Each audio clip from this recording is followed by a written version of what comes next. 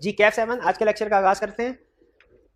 Lecture number 6 chapter 1 चल रहा है हमारा और उसमें टॉपिक हमने स्टार्ट किया था कल एसोसिएशन नॉट फॉर प्रॉफिट, यानी क्या कोई एसोसिएशन ऑर्गेनाइजेशन जो कि प्रॉफिट पर्पस के नहीं किसी वेलफेयर पर्पस के लिए बनाई गई हो वो कंपनी के तौर पे कंपनीज एक्ट में रजिस्टर्ड हो सकती है कि नहीं, और अगर रजिस्टर्ड हो सकती है उसमें उसको फायदा क्या होगा, नुकसान क्या होगा, वगैरह वगैरह दूसरी चीजें। टॉपिक हमने स्टार्ट किया था कल, हमने कंडीशंस पढ़नी थी, यानी कौन सी कंडीशन, ऐसी कंडीशन जो कि पूरी करना जरूरी है अगर आप एसोसिएशन नॉट फॉर प्रॉफिट का लाइसेंस लेना चाहते हैं कमीशन से। तो कमीशन लाइसेंस कौन देगा association not for profit? Commission, registrar नहीं। किन कंडीशंस को पूरा करेंगे तो लाइसेंस मिलेगा? हमने कल कंडीशन पढ़ी। सबसे पहला, कंपनी ऐसी होनी चाहिए जो कि पब्लिक कंपनी बनने के काबिल हो और वो सोशल, पहले पर्पस बताइए, सोशल वेलफेयर जैसे education, health, promotion of science, arts, इसके लिए एस्टैब्लिश की गई हो। डिविडेंड प्रोहिबिट करे मेंबर्स को, सरप्लस जो होगा अपने ही पर्पस में अप्लाई करेगी इसको in promotion of its objects. National interest के खिलाफ काम नहीं करेगी। मेमोरेंडम और आर्टिकल्स कमीशन के स्पेसिफाइड फॉर्म्स के मुताबिक हो। कमीशन में इम्पोज एडिशनल कंडीशन, ये भी था, ये भी आपने जरूर लिखना है। कंडीशंस पूरी हो गई, लाइसेंस मिल गया, खुशी खुशी वापस हम अपने ऑफिस में आए, किसी ने पूछा लाइसेंस लेने का क्या फायदा हुआ, हमने उसे बताया हमें ये प्रिविलेजेस मिली। क्या प्रिविलेजेस मिली हमें, क्या फायदा हुआ कि हम, हालांकि हम एक कंपनी है विद लिमिटेड लायबिलिटी, लेकिन हमारे नाम के साथ वर्ड लिमिटेड या गारंटी लिमिटेड नहीं लगेगा। किन किन कंपनीज के नाम के साथ वर्ड लिमिटेड लगता है? जी मेरे भाई आप बताइए, किन किन कंपनीज के नाम के वर्ड्स के साथ वर्ड लिमिटेड या गारंटी लिमिटेड या वगैरह वगैरह लगता है? एक मिनट हर जवाब देने दे। हाँ? अगर पब्लिक लिमिटेड है उसके नाम के अंदर वर्ड लिमिटेड आएगा, प्राइवेट लिमिटेड है तो प्राइवेट लिमिटेड आएगा, गारंटी लिमिटेड है तो गारंटी लिमिटेड आएगा। बिल्कुल ठीक। लेकिन ये अगर पब्लिक कंपनी हुई भी तो इसके नाम के साथ वर्ड लिमिटेड यहाँ, लेकिन इसके मेंबर्स की लायबिलिटी क्या होगी? वो लिमिटेड प्रिविलेज है कि नहीं है? इसे और भी जो कंपनी तक डिस्कस नहीं करता और भी प्रिविलेज मिलती है, टैक्स में भी एग्जेम्पशन मिल जाती है, लेकिन बहरहाल हम लाभ वाले डिस्कस करेंगे। रेवोकेशन ऑफ लाइसेंस, अच्छा लाइसेंस मिल गया, चलते रहे, लोगों से पैसा इकट्ठा करते रहे, लोगों से पैसा इकट्ठा किया और इससे कहीं बम धमाके को इन्वेस्ट कर दिया, किसी दहशतगर्द को कहा इस इलाके में बम धमाका कर दो, ठीक है, लोगों से डोनेशन इकट्ठी की और फिर इससे सियासतदानों को रिश्वत देने में इस्तेमाल किया, इस तरह के काम करते हैं। तो मुझे बताइए इस ऑर्गेनाइजेशन को चलते रहना चाहिए? वो कह रही है हम है नॉट फॉर प्रॉफिट, हमने ये प्रॉफिट पर्पस के लिए काम नहीं कर रहे, हमारा एजेंडा कुछ और है, प्रॉफिट नहीं है। तो क्या ये एजेंडा ठीक है? लाइसेंस कैंसिल होना चाहिए कि नहीं होना चाहिए? यहाँ वो ये काम तो नहीं कर रहे टेररिस्ट वाले, लेकिन जो भी डोनेशन ले रहे हैं उसे अपनी पर्सनल प्रॉपर्टी बना रहे हैं। किसी ने पूछा भाई काउंट्स किधर हैं, कि कितनी डोनेशन आ रही है, किधर खर्च हो रही है, वो कह रहे काउंट्स हमने नहीं बनाए, काउंट्स हमने नहीं बना लेंगे बाद में कभी जब टाइम मिलेगा, अभी तो बहुत मसरूफ है लोगों की खिदमत करने में। अब बताइए इन्हें हिसाब किताब देना चाहिए कि नहीं देना चाहिए? अगर कमीशन ने कहा था मेमोरेंडम और आर्टिकल्स के मुताबिक चलना, मेमोरेंडम और आर्टिकल्स के मुताबिक नहीं चल रहे, तो फिर इनके खिलाफ एक्शन होना चाहिए कि नहीं? तो याद रखिए association not for profit organisation को जो एक लाइसेंस मिला है ना, ये क़यामत के लिए वैलिड नहीं है, बल्कि ये लाइसेंस रिवोक हो सकता है। लफ्ज़ रिवोक का मतलब क्या होता है? कैंसिल हो सकता है। किन कंडीशंस में कैंसिल, अब आगे हम क्या पढ़ने जा रहे हैं भला, किन कंडीशन में कैंसिल हो सकता है, और दूसरी चीज कैंसिल होगा तो क्या करना है, तो क्या होगा? किन कंडीशन में लाइसेंस कैंसिल हो सकता है, और दूसरी चीज क्या पढ़नी है, जब लाइसेंस कैंसिल होगा तो क्या होगा इसके बाद। पहले क्या पढ़ें? किन कंडीशन में किसका लाइसेंस कैंसिल हो सकता है? एसोसिएशन नॉट फॉर प्रॉफिट का। तो भाई आपने ध्यान से सुनना है, एसोसिएशन नॉट फॉर प्रॉफिट का लाइसेंस कैसे कैंसिल हो सकता है। पहली चीज, कमीशन कैन, जाहिर है लाइसेंस किसने दिया, रिवोक कौन करेगा? कमीशन। जो लाइसेंस दे सकता है वो लाइसेंस को कैंसिल भी कर सकता है, लेकिन लाइसेंस दिया था कुछ कंडीशंस में, तो लाइसेंस कैंसिल वो भी तो कुछ सर्कमस्टेंसेस में होगा। कौन सी सर्कमस्टेंसेस? पहला, फेलियर टू कंप्लाई कंडीशन, अगर आपने जिन टर्म्स एंड कंडीशन पे लाइसेंस आपको मिला था उनको कंप्लाई ना करें, लाइसेंस कैंसिल हो जाएगा। जैसे फर्ज कीजिए किस कंडीशन पे लाइसेंस मिला था, कोई एक कंडीशन बताएं। डिविडेंड नहीं पे करेंगे मेंबर्स को डिविडेंड पे कर दिया, लाइसेंस। अगली example, affairs against public interest, terror financing कर दे, पब्लिक इंटरेस्ट के खिलाफ काम कर रहे हैं, ठीक है। बिल्कुल मनी लॉन्ड्रिंग, ये भी कवर कर लेते हैं, आपके फेवरेट कंसेप्ट लग रहा है। टेररिस्ट फाइनेंसिंग या मनी लॉन्ड्रिंग में इन्वॉल्व होगी तो लाइसेंस रिवोक हो जाएगा, ठीक है। अफेयर्स अगेंस्ट, अच्छा इसमें ना 2-3 ऐसी कंडीशन है जो ओवरलैप होती है, ओवरलैप का मतलब रिपीट होती लगती है।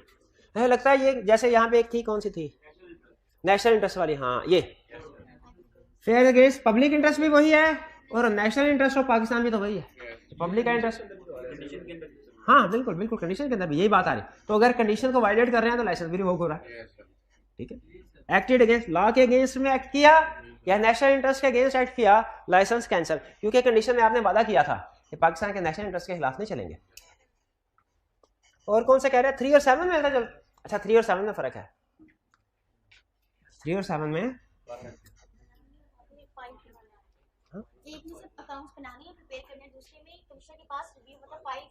हाँ सबमिट भी करवानी है, शाबाश, एक में अकाउंट्स बनाने हैं, दूसरे में सबमिट। लेकिन मेरा क्वेश्चन ये है कि आपको पता है बुक्स ऑफ अकाउंट्स और फाइनेंशियल स्टेटमेंट में क्या फर्क है? क्या फर्क है? बुक्स ऑफ अकाउंट्स और फाइनेंशियल स्टेटमेंट में क्या फर्क है? बुक्स होती हैं, फाइनेंशियल स्टेटमेंट क्या फर्क है? बुक्स में जनरल एंट्रीज वगैरह आती है, जैसे जर्नल हो गया, लेजर हो गया, ट्रायल हो गया। फाइनेंशियल स्टेटमेंट में क्या आता है? Income statement, balance sheet, cash flow statement वगैरह, statement of changes in equity, notes to the accounts. बिल्कुल आगे चल के क्वेश्चन हमने पढ़ना है, वहां पे पूछता है कि फाइनेंशियल स्टेटमेंट में क्या क्या चीजें शामिल है, फिर कहता है बुक्स ऑफ अकाउंट्स में क्या क्या चीजें शामिल है। तो बुक्स ऑफ अकाउंट्स में जनरल, लेजर, ट्रायल वगैरह, और जो इनकम स्टेटमेंट, बैलेंस शीट वगैरह है फाइनेंशियल स्टेटमेंट। यहाँ पे कह रहे हैं अगर आपने books of proper accounts means books of accounts में टेन नहीं किए। अच्छा आपको पता है कि कंपनीज ने जब फाइनेंशियल स्टेटमेंट्स प्रिपेयर करती हैं तो रजिस्ट्रार को कमीशन को सबमिट करवानी होती है, रजिस्ट्रार को कमीशन को, शेयर होल्डर्स को तो करवानी ही करवानी है, रजिस्ट्रार को भी करवानी होती है, लेकिन बुक्स ऑफ अकाउंट्स रजिस्ट्रार को नहीं करवानी होती। बुक्स ऑफ अकाउंट सबमिट, लेकिन रजिस्ट्रार का राइट है कि अगर उसे शक हो कंपनी गड़बड़ करे तो बुक्स, हाँ इंस्पेक्ट कर सकता है। क्या इंस्पेक्ट कर सकता है? बुक्स ऑफ अकाउंट कौन? रजिस्ट्रार। तो अगर proper books of accounts company ने मेंटेन ही नहीं की, वो इन्वेस्टिगेशन करने आया कि कैश आएगा क्या, हिसाब क्या, कैश अकाउंट मेंटेन ही नहीं कर रहे, तो फिर आज के बाद तुम एसोसिएशन नॉट फॉर प्रॉफिट नहीं हो, या fail to file financial statements and annual return. Financial statement ही की तरह एक चीज, समरी, एक पेज होता है जो कि रजिस्ट्रार को सबमिट करवाना होता है, एनुअल रिटर्न कहते हैं। ये एनुअल रिपोर्ट नहीं, एनुअल रिटर्न है। अगर 2 सालों के लिए फाइनेंशियल स्टेटमेंट से एनुअल रिटर्न सबमिट ना करवाई जाए, licence. Number of members reduce 3, तो प्राइवेट कंपनी हो जाएगी, हाँ पब्लिक नहीं, तो एसोसिएशन नॉट फॉर प्रॉफिट है तो पब्लिक कंपनी होना जरूरी है। नंबर ऑफ मेंबर्स 3 से कम हो जाए तो ये भाई मुझे बताएंगे कंपनीज के केस में मिनिमम नंबर ऑफ मेंबर्स क्या है, जल्दी से बता दीजिए। 1 2 3 4 नहीं, 1 2 3 7, याद है कि नहीं याद? सिंगल मेंबर कंपनी के मेंबर्स कितने होते हैं? Private company other than SMC 2 और मैक्सिमम 50। Public unlisted, listed. अच्छा क्या ऐसा हमने कंसेप्ट पढ़ा है कि किसी कंपनी में मेंबर्स की तादाद मिनिमम से कम हो जाए और वो फिर भी 6 महीने तक काम करती रहे तो रिमेनिंग मेंबर्स लायबल होंगे। ये पढ़ा हुआ हमने? ये पढ़ा नहीं था, लिखा हुआ वैसे कहीं पे, कहाँ लिखा? मिनिमम नंबर के नीचे, हाँ जो 180 डेज वाली लाइन थी, ये वो ये है। हाँ इसका क्वेश्चन भी अभी हम करेंगे, पढ़ा ना? नहीं कंसेप्ट पढ़ा ना? अभी मैंने क्या किया है? क्या पढ़ाया अभी क्या पढ़ाया? अगर किसी कंपनी के मिनिमम मेंबर्स की तादाद मिनिमम नंबर से कम हो जाए और वो 180 डेज तक अपना बिजनेस कंटिन्यू करे जानते बूझते हुए, तो जो उसके मेंबर्स हैं वो कंपनी के डेट्स के लिए पर्सनली लायबल हो जाएंगे। यानी आसान अल्फाज में उनकी लायबिलिटी अनलिमिटेड हो जाएगी, क्योंकि कंपनी नहीं रही ना भाई। कंपनी के मिनिमम नंबर होना चाहिए, मिनिमम नंबर नहीं है तो कंपनी नहीं है, कंपनी नहीं है तो लिमिटेड लायबिलिटी नहीं है भाई। ये हो गया। अच्छा आगे चलते हैं। 8वां नॉट ऑपरेशनल फॉर 1 ईयर, 1 साल तक कोई काम ही नहीं कर रहे, बैठे हुए। आपको पता है अगर आप 6 महीने तक अपना बैंक अकाउंट इस्तेमाल ना करें तो वो डोरमेंट हो जाता है, फिर आप उसके बाद नहीं कर सकते जब तक अप्लाई ना करें। जा सकता है टीए का हुआ है बैंक अकाउंट डोरमेंट? हाँ चले, मेरे टीए का हुआ है। अच्छा नहीं, हम कैश में सेटलमेंट करते हैं सारे, तो टैक्स मैनेजमेंट करता है ना, इतनी बड़ी अमाउंट्स होती है, टैक्स मैनेजमेंट तो बढ़ती है। बेचारे क्या टीए को मिलता है, 15,000 मिलता है बेचारे को, क्या उन्होंने बैंक में वो भी रखे करना है, खर्च हो जाते होंगे उसके। तो 1 साल तक उसी तरह अगर not association not for profit है, वो अगर कोई ऑपरेशन ही ना करे तो इसका मतलब वो इनएक्टिव है, उसका लाइसेंस कैंसिल होना बनता है। Management refuses to act as per memorandum article registrar और कमीशन। मैनेजमेंट कह रहे हैं हम तो किसी की नहीं मानेंगे, हम ना मेमोरेंडम ऑफ एसोसिएशन की बात मानेंगे, हम ना आर्टिकल्स की बात मानेंगे, ना रजिस्ट्रार की, ना कमीशन की। तो कमीशन क्या करेगा? लाइसेंस कैंसिल पे अपनी मर्जी करो, घर बैठो, फिर कंपनी खत्म। या it is just and equitable. अगर कमीशन ने कभी किसी कंपनी का एसोसिएशन ऑफ प्रॉफिट का लाजमी लाइसेंस कैंसिल करना हो ना, और कंपनी का कोई कसूर ना हो, इनमें से कोई भी चीज अप्लाई ना होती हो, लेकिन लाइसेंस फिर भी कैंसिल करना है, तो उसके लिए एक रास्ता रखा हुआ है, क्या? It is just and equitable. जब ये मुनासिब होगा इसका लाइसेंस कैंसिल कर दिया जाए तो इसका लाइसेंस कैंसिल कर दिया जाएगा। हाँ, इन सारी सिचुएशन में लाइसेंस कैंसिल करने से पहले उसे नोटिस इशू किया जाएगा, आपका लाइसेंस कैंसिल होने जा रहा है, और हियरिंग का मौका दिया जाएगा। हियरिंग का मौका दिया जाएगा कि वो आके जो भी अपना मौकफ है, क्योंकि मौकफ सुने बगैर तो फैसला ही ना कर देना चाहिए कमीशन को। ये वो सिचुएशन है जब लाइसेंस कैंसिल हो जाएगा, इसमें कोई प्रॉब्लम जस्ट एडिक्यूटेबल, जब कमीशन समझेगा कि उसके ख्याल में लाइसेंस कैंसिल हो जाना बेहतर है।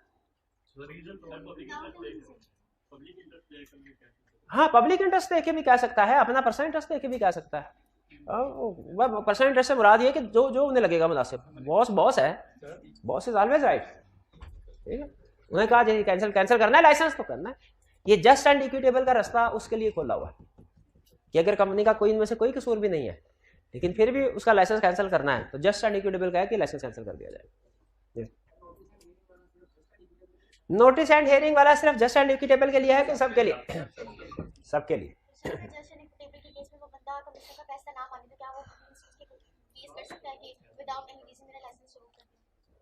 अगर फर्ज कीजिए इसका लाइसेंस कैंसिल हो जाता है एसोसिएशन ऑफ प्रॉफिट का, लेकिन इसके मेंबर समझते हैं कि सही नहीं, लाइसेंस कैंसिल हुआ, उनके पास कोई रास्ता है?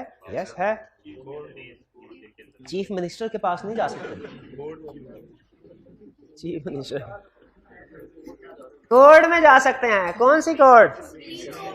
तो session court, high court, supreme court. High court, commission वाली कोर्ट, हाई कोर्ट। कमीशन नहीं, ये कमीशन से अलग है कोर्ट, कमीशन से ऊपर है कोर्ट, ये हाई कोर्ट, ठीक है। ये वहां पे जाके अपील फाइल, देखें सिंपल हियरार्की फॉलो करनी है। रजिस्ट्रार के किसी ऑर्डर के खिलाफ मसला है, कमीशन के पास जाएं। कमीशन के किसी ऑर्डर के खिलाफ मसला है, हाई कोर्ट जाएं। हाई कोर्ट के ऑर्डर में मसला है, सुप्रीम कोर्ट में, तो उसका भी रिव्यू बोर्ड होता है, कोई रिव्यू जी। हाँ, कंपनी के अलग कोर्ट्स होते हैं, ये वही जाएगा, लेकिन वो कोर्ट हाई कोर्ट के अंदर अलग से बेंच होता है जो कंपनी के मामलात में एक्सपर्ट होता है। लाइसेंस कैंसिल हो गया जी, अब क्या करना है? किसने क्या करना है भला? उस कंपनी ने जिसका लाइसेंस कैंसिल हुआ है। क्या करे? एहतजाज नहीं करे, बस अब वो उसे, हाँ जी, अब सब्र करे। स्टॉप डोनेशन, क्या मतलब? लोगों से पैसे वसूल करना बंद कर दे।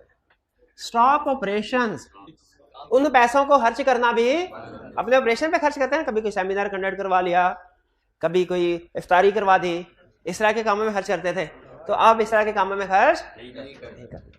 हाँ, एक काम कर सकते हैं, कोई काम नहीं करना, यानी कि किसी से पैसे रिसीवेबल हैं, फिर क्या करना है? लाइसेंस रिवोक होने के 90 दिन के अंदर लाइसेंस रिवोक होने के 90 दिन के अंदर सारे एसेट्स ट्रांसफर करने हैं सिमिलर कंपनी को, यानी similar association not for profit को। यानी अगर कॉलेज था तो वो एसेट्स किसी दूसरे सिमिलर कॉलेज को ट्रांसफर किया जाए, क्योंकि कॉलेज के एसेट्स कोई दूसरा कॉलेज के इस्तेमाल में आएंगे। अस्पताल है तो ट्रांसफर कर दे एसेट्स किनको, सिमिलर एसोसिएशन और प्रॉफिट को, कितने दिन के अंदर अंदर, 90 दिन के अंदर। किसके 90 दिन के अंदर अंदर, जब लाइसेंस रिवोक होगा उसके 90 दिन के अंदर अंदर क्या करना है, एसेट सारे ट्रांसफर कर देने। किसको ट्रांसफर कर देने, सिमिलर कंपनी को। सिमिलर कंपनी की तो बैठे बैठाए याशी नहीं होगी, याशी होगी कि नहीं बैठे बैठाए जी। हाँ, कमीशन अगर पीरियड एक्सटेंड कर दे, अगर कहें भाई एसेट्स बहुत भारी हैं, कमीशन से कहें सर एसेट्स बहुत भारी हैं, 90 दिन के अंदर नहीं, हमें 120 दिन बढ़ाए, 30 दिन और दे, एक्सटेंडेड पीरियड में। ये पीरियड भी एक्सटेंड कौन कर सकता है, कमीशन। सिमिलर कंपनी क्या ये भी एसोसिएशन ऑफ प्रॉफिट, यस भाई, लोगों का चंदा लिया हुआ है तो जाहिर है वो उसी चंदे वाली कंपनी में जाएगा। फिर इसके बाद जब एसेट्स को ट्रांसफर कर देना है, ट्रांसफर करने के बाद 15 दिन के अंदर अंदर रजिस्ट्रार को रिपोर्ट जमा करानी है, सर हमारा लाइसेंस कैंसिल हुआ था, हमने 90 दिन के अंदर अंदर अपने सारे एसेट्स इस दूसरी कंपनी को ट्रांसफर कर दिए हैं, इस दूसरी कंपनी को ट्रांसफर कर दिए हैं, बराए मेहरबानी हमारी रिपोर्ट को एक्सेप्ट करें ताकि हमारी जिम्मेदारी पूरी हो। रिपोर्ट फाइल करनी है रजिस्ट्रार को 15 दिन के अंदर, और फिर उसके 30 दिन के अंदर अंदर कंपनी को वाइंड अप करना है। वाइंड अप का मतलब क्या है, तो देखिए स्टेप क्या है, जब लाइसेंस रिवोक हुआ सबसे पहले क्या किया, सर डोनेशन को रोक दिया, ऑपरेशन सस्पेंड कर दिए, सिवाय रिकवरी के, एसेट ट्रांसफर कर दिए 15 दिन के अंदर, रिपोर्ट फाइल की रजिस्ट्रार को, एसेट कब ट्रांसफर किया, 90 दिन के अंदर, 90 डेज एक्सटेंडेड पीरियड, रिपोर्ट का फाइल की रजिस्ट्रार का 15 दिन, तो फिर उसके बाद 30 दिन के अंदर अंदर भाई इसका। देखिए लीगली अगर आप सारे एसेट ट्रांसफर कर भी देते हैं ना, तो आप शायद ऑपरेशन अब कोई नहीं कर सकते, लेकिन लीगली किताबों में तो अभी भी आपका नाम दर्ज है ना, तो वो लॉ के रिकॉर्ड से भी तो हमने अपना नाम खारिज करवाना है, तो इसीलिए ये वाइंड अप, कंपनी को वाइंड अप करवाना जरूरी होता है ताकि ऑफिशियल रिकॉर्ड से नाम खारिज होता है। पिछले वाली डेट्स देखिए, 90 डेज कब से शुरू होंगे, लाइसेंस कैंसिल होगा, जब लाइसेंस कैंसिल होगा। रिपोर्ट कितने 15 किसके 15 दिन के अंदर फाइल करनी है, बाइंडिंग कब होगी, रिपोर्ट के बाद। वाइंडिंग अप कब होगी, वाइंडिंग अप कब होगी, 30 दिन के अंदर, रिपोर्ट के रजिस्ट्रार जब रिपोर्ट एक्सेप्ट कर ले उसके 30 दिन के अंदर अंदर, रेवोकेशन के 105 दिन के बाद, हाँ ज्यादा भी हो सकता है, जरूरी नहीं, अगर कमीशन से एक्सटेंशन करवाई हो। अगर कंपनी कहे हम तो नहीं मानते, हम तो डोनेशन भी लेंगे, हम तो ऑपरेशन भी करेंगे, एसेट्स हमारे हैं, कोई माई का लाल हाथ लगा के दिखाए इनको, रजिस्ट्रार को तो हमको समझते भी नहीं है, वाइंडिंग आप तो भूल ही जाए। अगर ये कंपनी इनकार कर सकती है कि नहीं, तो फिर कमीशन मार्शल लॉ लगा देगा, इसका एडमिनिस्ट्रेटर अपॉइंट करेगा। एडमिनिस्ट्रेटर का मतलब होता है मार्शल लॉ लगा देना, सारे के सारे डायरेक्टर्स घरों को चले जाते हैं और एक ही बंदा पूरे एसोसिएशन को मैनेज कर रहा होता है, जो कौन है, इसे क्या कहते हैं, एडमिनिस्ट्रेटर। तो अगर ऊपर वाली कंडीशन पूरी नहीं होंगी तो कमीशन के पास पावर है, एडमिनिस्ट्रेटर अपॉइंट कर सकता है। ये ऑफिशियल साइन बैंक्रप्सी के केस में आता है, यहाँ पे ये एडमिनिस्ट्रेटर, इसका काम क्या होगा, इसको वाइंड अप करना, कंसेप्ट वही है। क्लियर हुआ ये? अच्छा, इसमें इस प्रोसेस में एक लूप होल था कि जो डायरेक्टर्स इस एसोसिएशन नॉट फॉर प्रॉफिट के हैं, जिसका लाइसेंस रिवोक हुआ है, उन्होंने ट्रांसफर करने एसेट्स से दूसरी सिमिलर कंपनी को, वो ट्रांसफर करने से पहले उस सिमिलर कंपनी के पास जाके कह सकते हैं, भाई जब हमारे इलाके में 5 सिमिलर कंपनीज हैं, हम जिसको मर्जी एसेट्स ट्रांसफर कर दें, लेकिन पहले आपके पास आए हैं, बताइए अगर हम अपने सारे एसेट्स आपके अस्पताल को ट्रांसफर कर दें तो बदले में हमें क्या फायदा होगा, क्या फायदा होगा? वो कहे ठीक है आप ऐसा करें, सारे एसेट्स हमारे अस्पताल को ट्रांसफर करें, आपको भी डायरेक्टर बना देते हैं। तो लॉ ने कहा कि ऐसी कंपनी जिसका लाइसेंस रिवोक हुआ है, इसके डायरेक्टर्स या इनके फैमिली ऑफिसर्स, फैमिली मेंबर्स वगैरह 5 साल तक उस दूसरी कंपनी जिसमें एसेट ट्रांसफर हुए, यानी ट्रांसफरी कंपनी, 5 साल तक ट्रांसफरी कंपनी में कोई पोस्ट होल्ड नहीं करेंगे। कुछ समझ आई? क्या समझ आई? 5 साल कब से काउंट करने हैं? जब से ट्रांसफर ऑफ एसेट्स हुआ। क्लियर हो गया जी? समझ आ गई? आज हमने क्या पढ़ा कि लाइसेंस अंडर किन कंडीशन में रिवोक होगा, तो जब लाइसेंस रिवोक होगा उसका इफेक्ट क्या होगा। आपके पास 3 मिनट हैं, आप इसकी रीडिंग कर लीजिए। मीनवाइल हम अपने क्वेश्चंस को सेट करते हैं। अब इसके बाद हम पास पेपर के क्वेश्चन की प्रैक्टिस करते हैं। क्लियर जी? 3 मिनट है, रीडिंग कर लीजिए, पॉज कीजिए जी। अब चलते हैं हम पास पेपर्स के क्वेश्चन की तरफ, प्रैक्टिस क्वेश्चन की तरफ। लेकिन पहले कोई क्वेश्चन पूछना चाहते हो तो पूछ ले।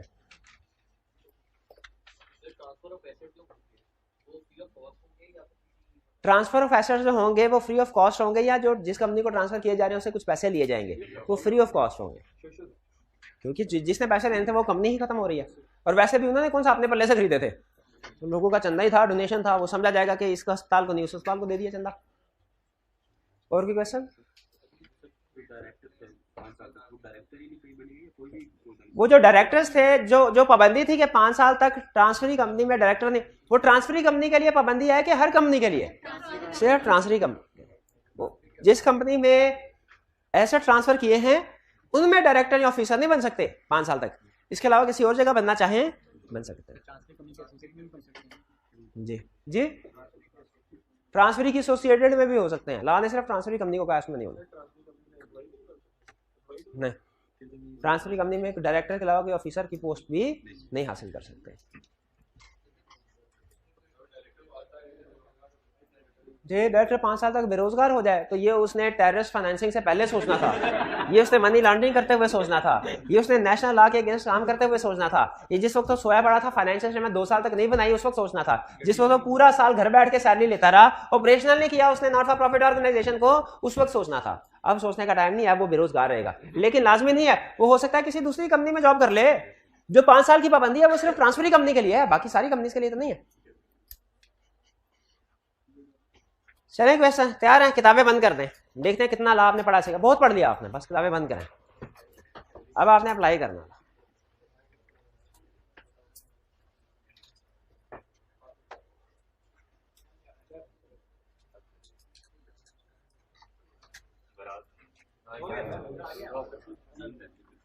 Mister Zahid set up a company ABC SMC private limited. बताइए इसके कितने मेंबर हैं? एक है, हाँ।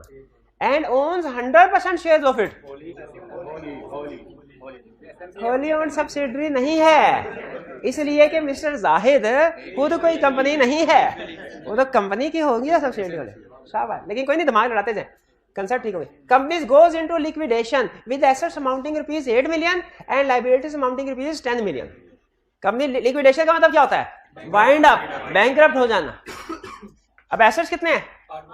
लायबिलिटीज ज्यादा, एसेट कम है। Is mister Zahid personally liable to pay 2 million in? क्यों नहीं?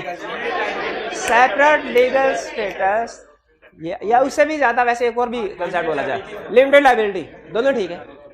लिमिटेड, अगर शेयर्स फुली पेड हैं तो जाहिद की लायबिलिटी 0, और अगर शेयर पार्टली पेड हैं तो unpaid amount. Clear? Masters limited ML has made equity investment. Equity investment किसको कहते हैं? और डेट इन्वेस्टमेंट किसे कहते हैं? इक्विटी इन्वेस्टमेंट किया इन बास limited in the light of company that 2017 state under what circumstances ML may classify AL as its subsidiary। बताइए, जिसे पूछूंगा वो बताइए कि इन केसेस में सब्सिडी के तौर पे क्लासीफाई कर सकते हैं। बताइए किस केस में? हाँ जी, किस केस में ML AL को अपनी सब्सिडी बना सकती है? 2 केसेस। पहला केस कौन सा है? मोर देन 50% वोटिंग से। भाईजान दूसरा आप बताते जाए। दूसरा कौन सा केस है? भाग गया। दूसरा कौन सा केस है? एकदम मोर देन 50% वोटिंग सिक्योरिटीज हुई। मेजॉरिटी ऑफ डायरेक्टर्स अपॉइंट के रिमूव भी है, अपॉइंट भी है, रिमूव भी है। मेजॉरिटी है कि ऑल है? मेजॉरिटी और ऑल है कि सिर्फ मेजॉरिटी है? दोनों है, मेजॉरिटी और all direct. All or majority. अच्छा, तो मेजॉरिटी और ऑल ये गलत है। नहीं, दोनों अल्फाज होने चाहिए, आगे पीछे हो जाए कोई प्रॉब्लम नहीं है। एग्जाम में भी दोनों कंडीशन बतानी, चाहे पहले डायरेक्टर वाली बता दें बाद में शेयर होल्डिंग वाली बता दें, कोई इशू नहीं है, बतानी दोनों। नेक्स्ट भैया, क्लियर हो गया? हाँ, बेसिकली वो कंपोजिशन ऑफ बोर्ड कहेंगे, फिर नीचे बताएंगे कंपोजिशन ऑफ बोर्ड कंट्रोल करने से क्या मुराद है। Question 3, Under the purpose of Company Act 2017, explain the term body corporate or corporation.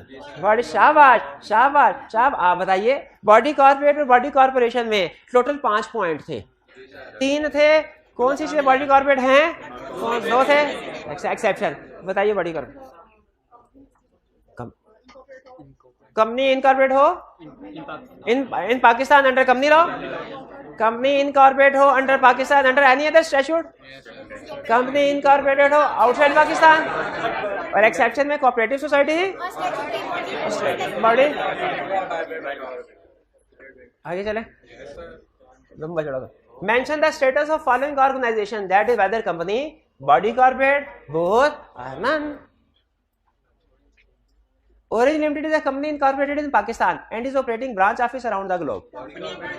Company है क्योंकि पाकिस्तान में इनकॉर्पोरेट हुई हुई है।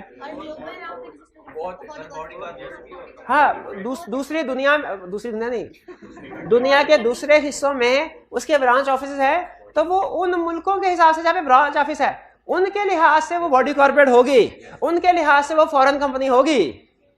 लेकिन हमारे पाकिस्तान के लिहाज से ये कंपनी है, बॉडी कॉर्पोरेट भी है, कंपनी भी है, अब बॉडी कॉर्पोरेट भी है, कंपनी भी है।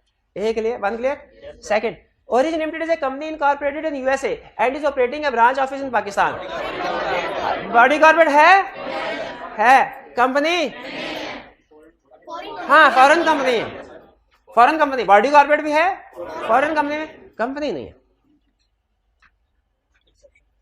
XYZ Housing Cooperative Society is registered as body corporate under laws related to cooperative societies. क्या मतलब?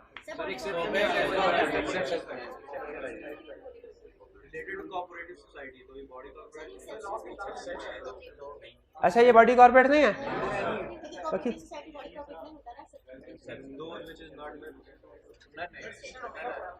देखें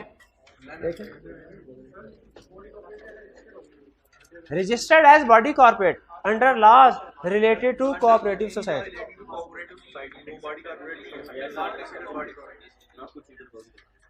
जी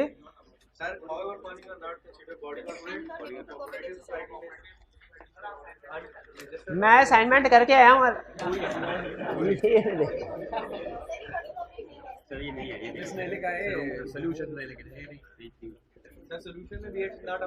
हाँ, ये बॉडी कॉर्पोरेट नहीं, क्योंकि डेफिनेशन में क्या लिखा हुआ है?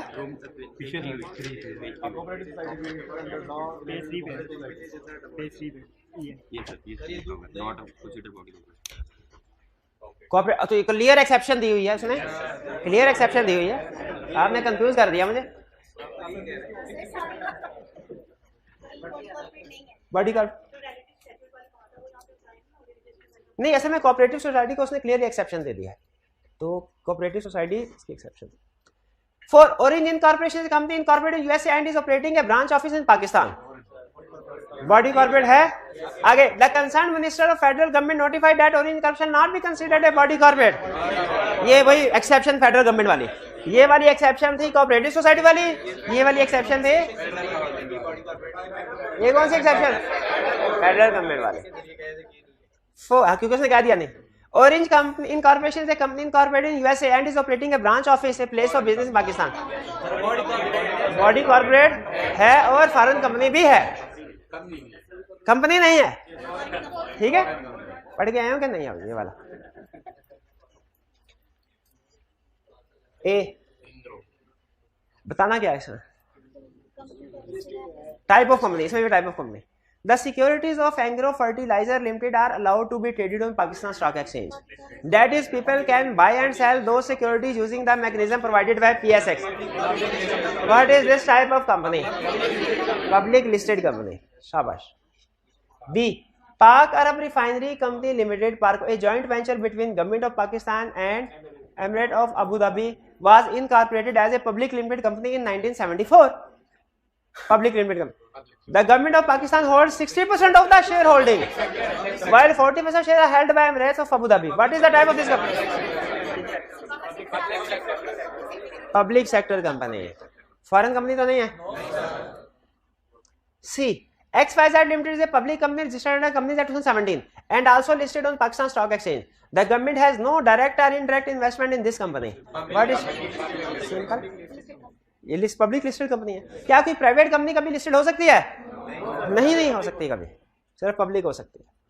ABC Limited owns 100% shares of XYZ Limited. ABC wholly owned subsidiary है, sorry XYZ Limited wholly owned subsidiary है ABC होल्डिंग कंपनी और XYZ wholly owned subsidiary है. क्लियर? बढ़ गए हम. क्वेश्चन 6. हिल लिमिटेड owns 40% वोटिंग सिक्योरिटीज. ये सिक्योरिटीज किसको कहते हैं? शेयर या डिबेंचर्स को. सिक्योरिटीज में शेयर और डिबेंचर दोनों आ जाते हैं, लेकिन वोटिंग सिक्योरिटीज का मतलब क्या होता है? शेयर. 40% वोटिंग सिक्योरिटीज है स्टोन लिमिटेड में, but has power to appoint और elect the majority of directors due to a contractual arrangement with other shareholders. बताइए अब ये हिल और स्टोन में क्या रिलेशनशिप है? होल्डिंग सब्सिडी है कि नहीं है? तो कैसे हो सकता है? 40% शेयर है, मेजॉरिटी शेयर नहीं है. डायरेक्टरशिप की बेस पे, डायरेक्टरशिप की बेस. तो हिल लिमिटेड और Stone Limited holding subsidiary agree करते हैं कि Stone Limited holds 80% voting security स्टाइलिश. हिल ने स्टोन को एक्वायर किया, स्टोन ने आगे स्टाइलिश के 80% शेयर एक्वायर कर लिए. तो बताइए स्टोन और स्टाइलिश के दरमियान में क्या रिलेशनशिप? होल्डिंग सब्सिडी में. हिल और स्टाइलिश के दरमियान में कैसे हो सकता है? हिल का कोई डायरेक्ट रिलेशनशिप नहीं है. अच्छा अभी ये ना कहना पड़ के नहीं आया, थोड़ी इंतजार कर लो, मैं आगे मिलाना है इसको. मेरा ये ख्याल है हिल और स्टाइलिश के दरमियान में कोई डायरेक्ट रिलेशनशिप नहीं है. हाँ इनडायरेक्ट. क्या होल्डिंग सब्सिडरी का रिलेशनशिप डिसाइड करते हुए इनडायरेक्ट को भी देखते हैं? तो इसका मतलब ये हुआ कि हिल स्टाइलिश की भी होल्डिंग है, स्टोन की भी होल्डिंग है. 7. Kagan Resham limited KRL hold 60% share out of total paid up capital of another public company named Naz silk limited. KRL के पास NSL के KRL होल्डिंग NSL की. NSL further owns 40% shares of Thandiani ice creams limited. कितना time रह गया होगा खुलने में? ज्यादा गुजर गया, थोड़ा रह गया. ठंडियानी आइसक्रीम लिमिटेड के. तो NSL और TIL में क्या रिलेशनशिप? कोई भी नहीं, अभी फिलहाल कोई भी नहीं. NSL has also entered into an agreement with other shareholders of TIL to appoint 4 out of 7 directors on the board of directors of TIL. क्यों? ये NSL और TIL में होल्डिंग सब्सिडी का रिलेशनशिप है. ये कह रहे हैं होल्डिंग सब्सिडी है, मैं कहता हूं नहीं है, क्योंकि सिर्फ 14% शेयर्स हैं. आप बताइए है कि नहीं? होल्डिंग सब्सिडी है कि नहीं? नहीं है ना, मैं झूठ बोल रहे ना सारे है? कैसे है? 4 out of 7 majority of directors. उसका मतलब बढ़ गए हैं. KRL और NSL दोनों होल्डिंग सब्सिडी, NSL TIL दोनों होल्डिंग सब्सिडी, और इनडायरेक्ट KRL और TIL भी होल्डिंग सब्सिडी. शाबाश.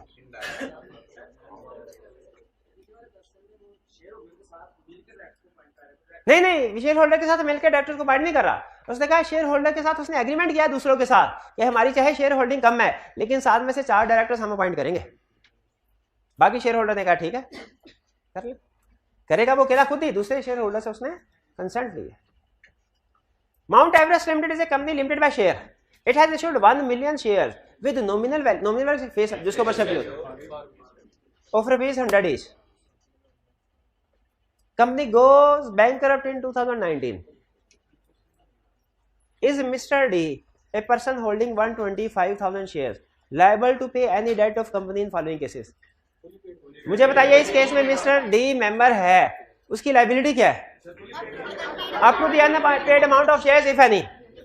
Shares are fully paid हो तो उसकी liability 0. Shares are paid only for ₹80 per share.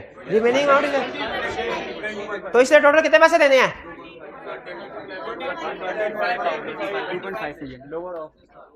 20 into 2.25 lakh रुपए. अनपेड अमाउंट 25 लाख ही बनती है ना। क्लियर? कोई प्रॉब्लम किसी स्टूडेंट को?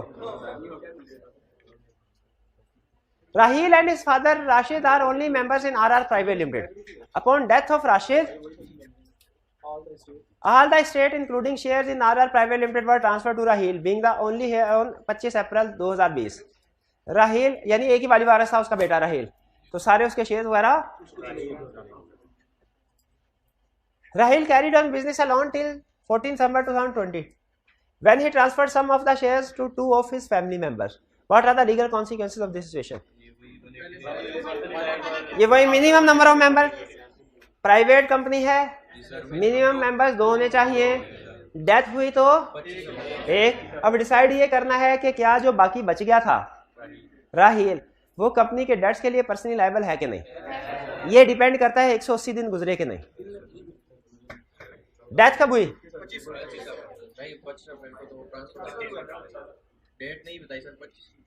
तो उसका 25 अप्रैल को डेथ हुई, उस दिन ट्रांसफर हुए, तो 180 दिन 25 अप्रैल, 25 मई, जून, जुलाई, अगस्त, सितंबर, अक्टूबर। 25 अक्टूबर को तकरीबन लगभग 25 अक्टूबर को 180 दिन पूरे हो जाते हैं। उसके बाद भी उसने कंटिन्यू किया 14 दिसंबर तक, तो इसका मतलब है अब 180 दिन के बाद के डेट्स के लिए ये पर्सनली लायबल है। ठीक है, क्योंकि 180 दिन गुजर चुकी है ना।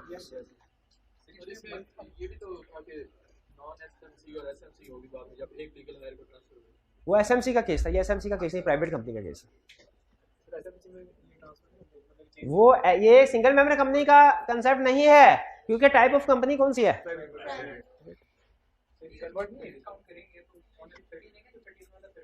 एक आधे दिन से ऊपर नीचे होने से नॉर्मली कोई मसला नहीं पड़ता केस स्टडी में। A secretary has recently joined ABC Private Limited. She informed the CEO that membership of the company has crossed the maximum number provided under the Companies Act 2017. The data she shared with the CEO was corporate members कितने हैं? 14. Individuals, joint shareholding,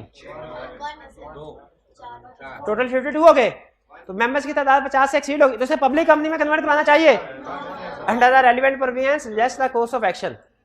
public में convert कराना चाहिए, क्यों नहीं करवाना चाहिए?